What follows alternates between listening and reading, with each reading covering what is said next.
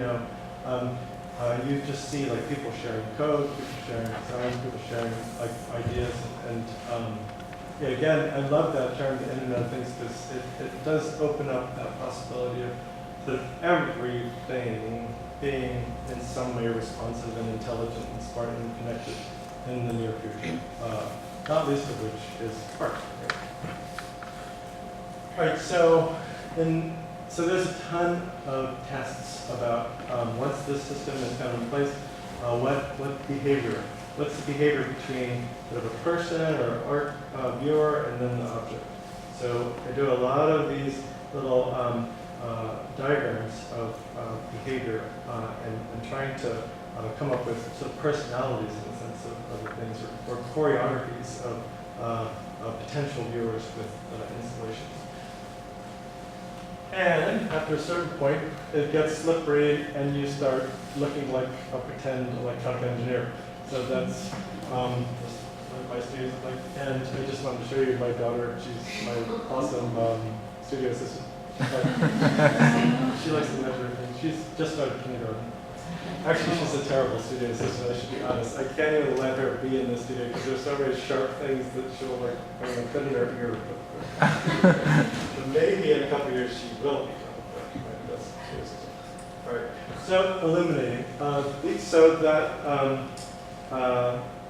talking about the systems, talking about the investigations, the light. It's this amazing thing. You probably see it in the papers about making light more efficient and getting rid of the incandescent light bulb, and the compact fluorescents are okay. It's like a stopgap.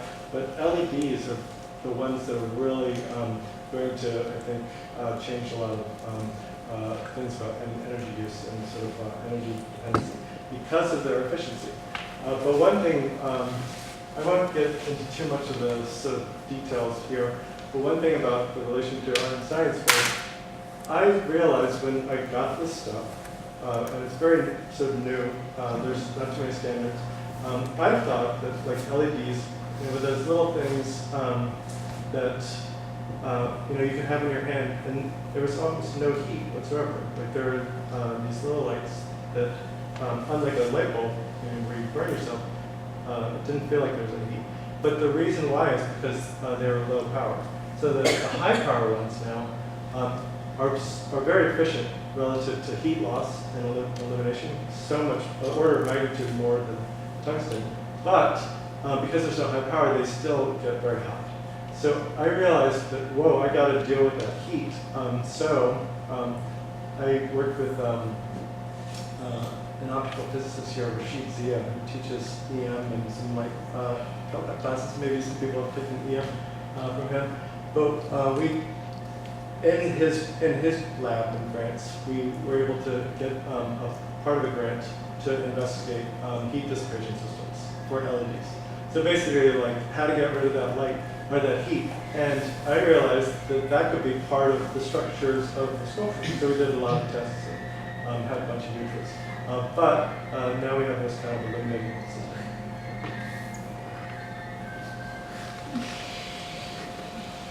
Here's just some examples of some of those lights.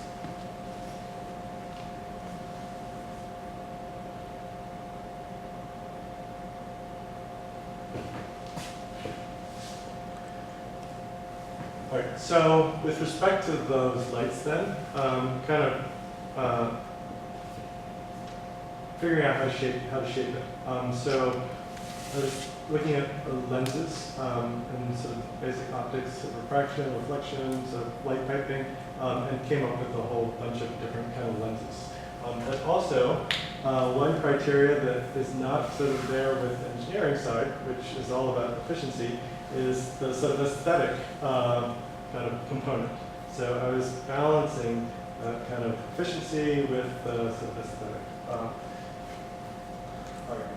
So I'll just kind of quickly show you a bunch of these, and then maybe end talking a little bit about sort of the last group, which I'm honestly very confused about. But, right, so here's some of the groups.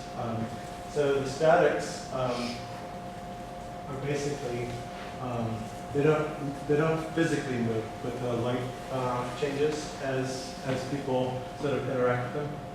So as you get closer to them or farther away. And when you think back a little bit to those metaphors that I was showing with deep sea organisms about sort of the lure, the attraction, the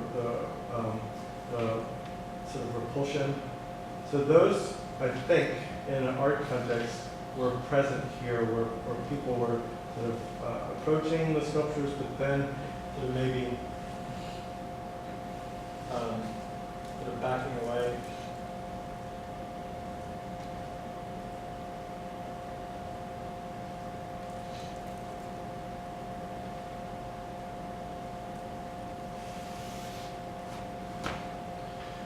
And then, I'm not going to talk too much about this, but along the way, I think so much about form, and how to make the forms.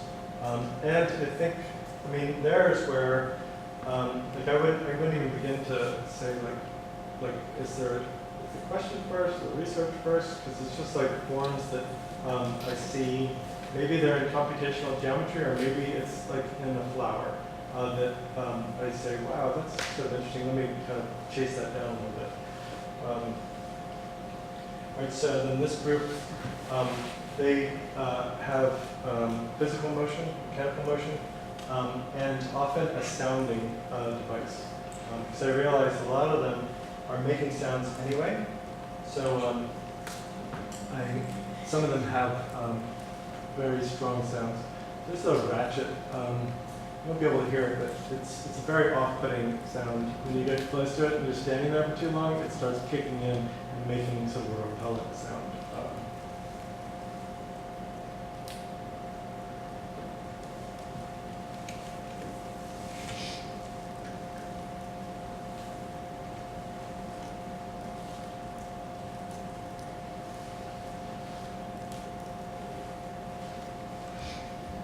So some people ask, especially when I'm installing in sort of gallery context, like that problem about epilepsy in these lights. I always put up a sign, but I've done a little bit of research that phenomena where strobes trigger an epileptic reaction really only happens at a very specific kind of frequency of strobe and a duration. So mine are very, would never kind of get to that place. Almost perfect. Actually, I never did it purposely, but I know that it's very different from that kind of phenomenon. Here's just some installation shots. Right, so this one, I think, again, the relationship between science and art. So I think this is 2011. So I've been working on it for a few years. And I figured out how to do a whole bunch of these things. And it was like heavy kind of engineering stuff and like some stuff was sort of heavy.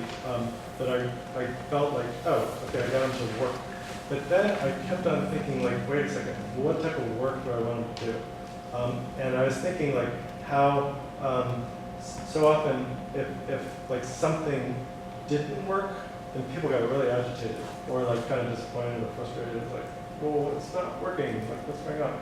And I thought that is a pretty interesting phenomenon because in a sense we're getting so used to some technologies that they disappear. And then in that disappearance, we don't realize sort of our dependency upon it.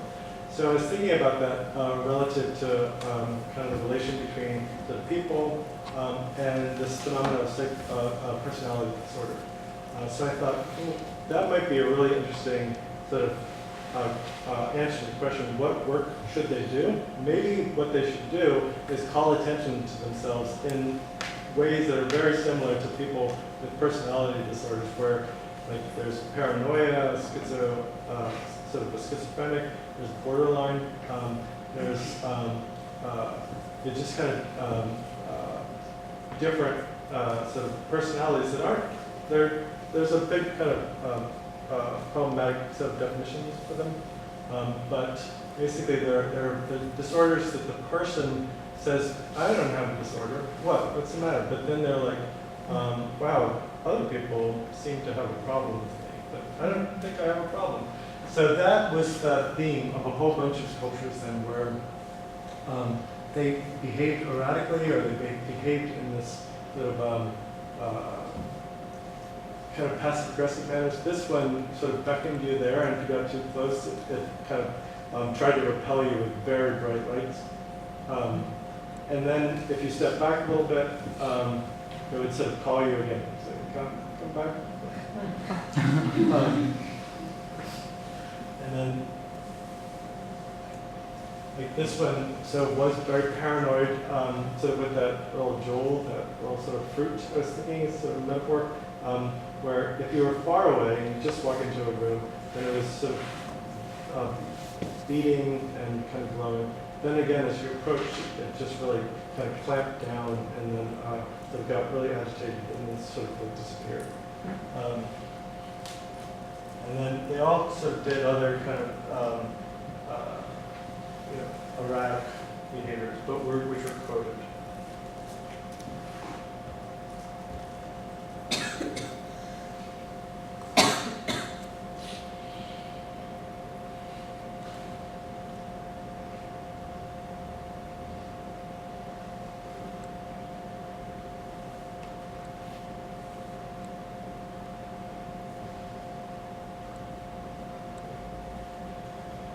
So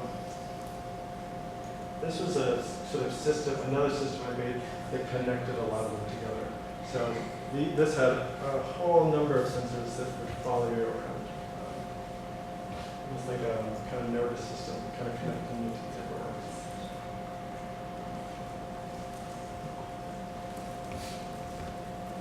All right, so this is the last group I'll talk about.